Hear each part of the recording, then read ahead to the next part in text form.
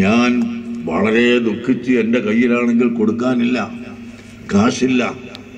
സുബ്ഹാനല്ലാഹ്, ഞാൻ നാട്ടിൽ വന്ന് അങ്ങനെ കുറച്ച് കാശ് വാങ്ങി അവിടെയും അതുപോലെ ഡൽഹി അടുത്ത് വേറെ ഹരിയാനയിലും വേറെ 2-3 സ്ഥലത്ത് നമ്മുടെ സ്ഥാപനങ്ങളുണ്ട്.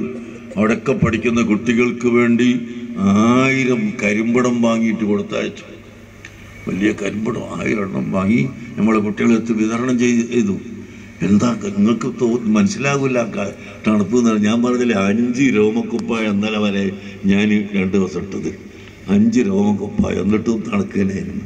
അത്രയും തണുപ്പാണ്, കഠിന തണുപ്പ്. വാഹനം ഓട്ടാൻ കഴിയൂല, റോട്ടും മല്ലും തണുപ്പുമുണ്ട്. അങ്ങനത്തെ സ്ഥലം തണുപ്പാണ്.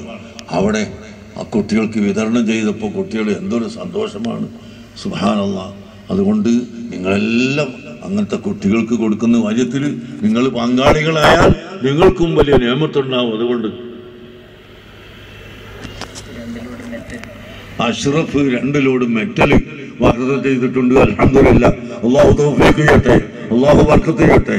എന്നാ പിന്നെ മെറ്റൽ കുറച്ച് ആൾക്കൊക്കെ തരാം, കല്ല് തരാം, സിമന്റ് തരാം. സിമന്റ് കുറേ തരാൻ കഴിയും.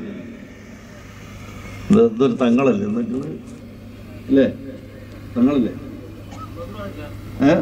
മധുര എത്ര